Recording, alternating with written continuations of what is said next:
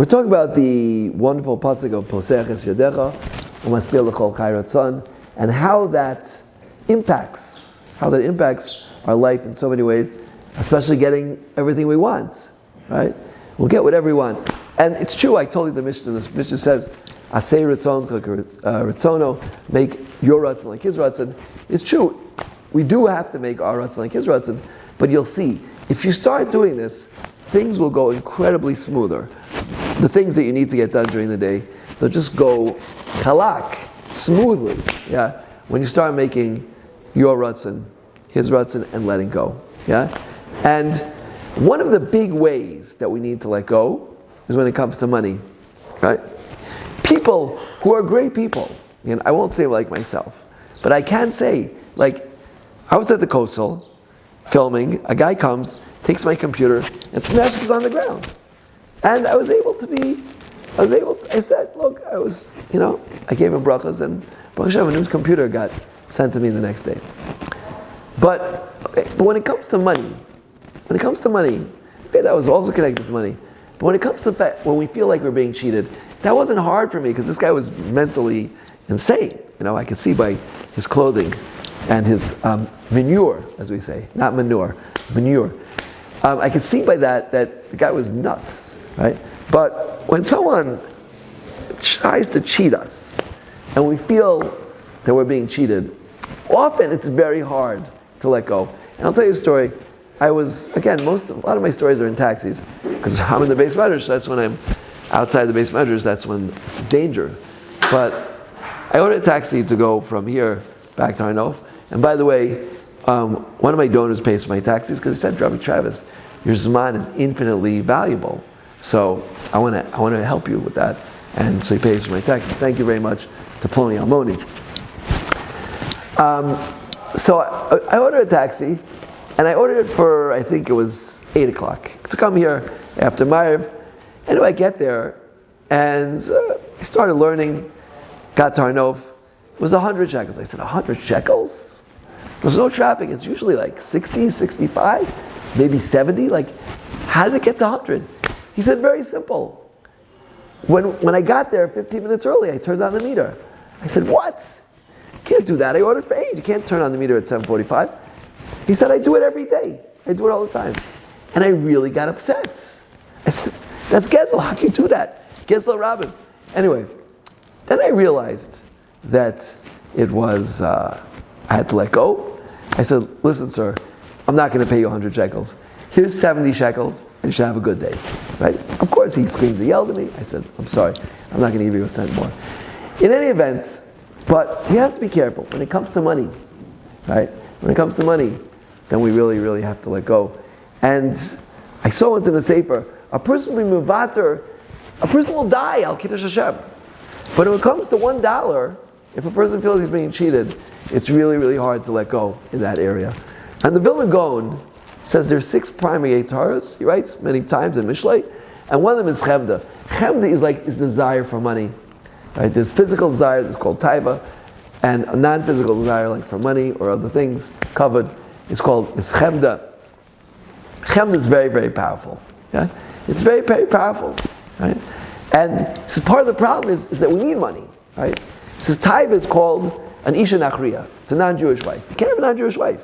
You can't do it. You're not allowed to. But that's Isha Nachriya. Isha Zara. Right? Says the groan. It's Isha Zara. Right? It's a strange wife. You can have a strange wife. Some people have told me that they have strange wives. But a lot of people, women have told me have strange husbands. Maybe it's the majority. But says the groan, because we need to have money. You need money to live. Yeah, you need money for parnasa. So that makes it more complicated. He says, Taiva really, you don't really need it. When they say B'tei Avon, right, should I eat it with as much Taiva as possible? It's not really a bracha, it's a klala. My father told me about a restaurant in New York, right, they give out a card, they have a frequent fressers club. If you fress 9 times, the 10th fress is on us. And that's not really the Jewish outlook towards eating and food. That's a different share. In any event, so what happened? So we're talking about money and how it's hard. It's a hard nisayon to deal with money and to give up money. And one of the best ways, by the way, to get over this is by giving tzedakah. Rav Yasher once paskin, and he said, a lot of the people collecting in Yerushalayim, you don't have to give them, because it's their job, and they make more money than most other people. It's a very good potential parnasa, right?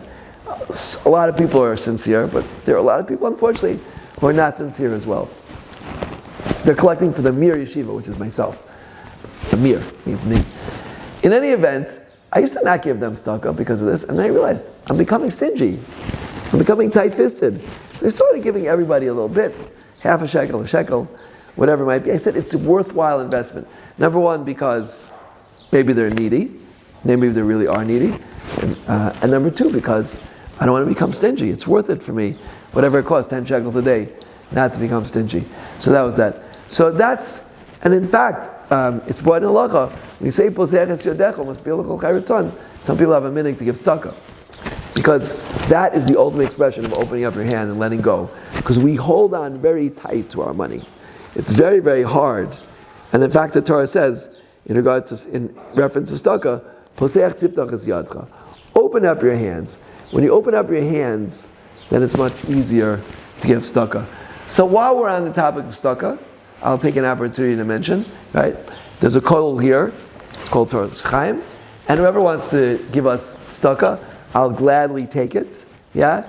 You can write to me at dytravis613@gmail.com.